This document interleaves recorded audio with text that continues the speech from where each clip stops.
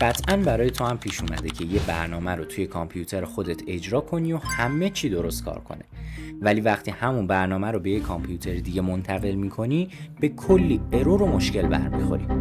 ولی خب چرا اینطوریه؟ مشکل اینجاست که هر برنامه‌ای برای اجرا شدن به یه سری پیش نیاز وابسته است. این پیش نیازها میتونن نسخه دقیق یک کتابخونه باشن یا تنظیمات خاصی که تو روی سیستم عاملت داری. حالا اگه سیستم مقصد با محیطی که تو برنامه رو توش نوشتی یک ذره فرق داشته باشه، برنامه‌ت به مشکل میخوره. بعضی وقتا ارورهای واضح میبینی، بعضی وقتا هم یه رفتار عجیب و غریب که دیوونت میکنه و نمیفهمی چرا. تازه مشکل فقط این نیست. تصور کن روی سرور داری چند تا برنامه مختلف اجرا میکنی که هر کدومشون به نسخه های مختلف یک کتابخونه نیاز دارن. اگه همشون روی یه سیستم عامل باشن، این تداخلا کار رو برای جهنم میکنه. حتی برای این موضوع اصطلاح داریم، دیپندنسی هل، یعنی هر بار که بخوای یه برنامه رو بروز کنی ممکنه یه برنامه دیگه خراب شه. پس راه حل چیه؟ یکی از راه حل های مؤثر و محبوب استفاده از کانتینر هاست. مفهوم کانتینر توی دنیای کامپیوتر دقیقاً مثل کانتینرها تو دنیای واقعیه. اما بیاید قبل از اینکه به جزئیاتش بپردازم یک کم از تاریخچه‌اش رو با هم مرور کنیم. ایده کانتینرها خیلی قبلتر از اینکه اسمشون همه گیر بشه شکل گرفت. از همون روزایی که برنامه نویس ها با مشکل معروف روی سیستم من کار میکنه دست و پنجه نرم میکردن، این آرزو وجود داشت که بشه یک برنامه رو با همه وابستگیاش بسته بندی کرد تا هر جا و روی هر سیستمی دقیقاً مثل قبل اجرا بشه. اواخر دهه 70 میلادی اولین جرقه ها با تکنولوژی هایی مثل CH root در یونیکس زده شد. بعدش هم ایده های پیشرفته تری مثل FreeBSD جیلز و سولاریس زونز اومدن که محیط های جداگانه و امن روی سیستم ایجاد میکردن. توی لینوکس هم پروژه های مثل OpenVZ و بعدتر LXC سعی کردن این ایده رو به دنیای اوپن سورس بیارن، ولی استفاده ازشون هنوز پیچیده و وقتگیر بود. تا اینکه سال 2013 با ظهور داکر ورق برگشت. جالبه بدونیم که داکر به خودی خود چیزی رو ابداع نکرد، ولی کاری کرد که استفاده از کانتینر به جای یک کار تخصصی و سخت تبدیل به چیزی ساده و سریع بشه.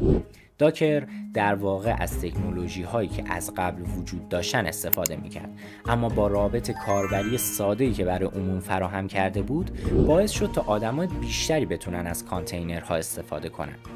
بعدش هم دنیای کانتینرها با ابزارهایی مثل کوبرنتیز برای مدیریت در مقیاس بزرگ و استانداردهای OCI بالغ شد. بعضی پروژه ها مثل RKT یا OpenVZ از میدون خارج شدن، ولی پایه‌های امروز کانتینرها رو همون تلاشا شکل دادن. حالا که در جایگاهی از تاریخ هستیم که استفاده از کانتینرها برای هممون آسون شده، دیگه لازم نیست نگران مشکلات قدیمی مثل دیپندنسی هل باشیم.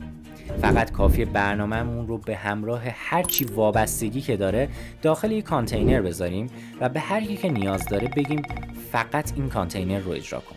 اینطوری مطمئنی که برنامه‌ت روی هر سیستمی دقیقاً به همون شکلی اجرا میشه که روی سیستم خودت اجرا میشد. حالا که تا اینجا اومدی، ممنون میشم با لایک و سابسکرایب کردنت کانال ما رو حمایت کنی. حالا شاید بگی مگه ماشین مجازی همین کارو نمیکنه؟ درسته، اونا هم همین ایده رو داشتن، اما فرق اینجاست که ماشین‌های مجازی برای اجرای یک برنامه یک سیستم عامل کامل رو شبیه سازی میکنن. یعنی تو برای هر برنامه یک سیستم عامل جدا با کرنل جداگانه اجرا میکنی. این کار منابع زیادی از CPU و RAM مصرف میکنه و اجرا شدنش هم زمان بره. اما کانتینرها سبکتر و سریعترن، چون دیگه خبری از شبیه سازی سیستم عامل کامل نیست. اونا فقط همون بخش‌هایی رو جدا میکنن که لازمه، یعنی برنامه و وابستگیاش. در عوض همه کانتینرها از کرنل سیستم عامل اصلی استفاده میکنن و همین باعث میشه که سریع بالا بیان و کمترین مصرف منابع رو داشته باشن. ولی با اینکه همه کانتینرها روی یک کرنل مشترک اجرا میشن، هر کانتینر برای خودش یک محیط کاملا جدا و ایزوله داره.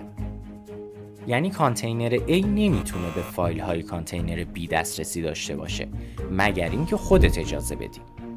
برای تیم های توسعه و عملیات، کانتینر یعنی یه انقلاب واقعی. چون آماده سازی محیط جدید برای برنامه ها از روزها به چند ثانیه میرسه و مقیاس پذیری راحت تر میشه، چون هر نسخه از برنامه رو میتونی به راحتی در تعداد بالا اجرا کنی.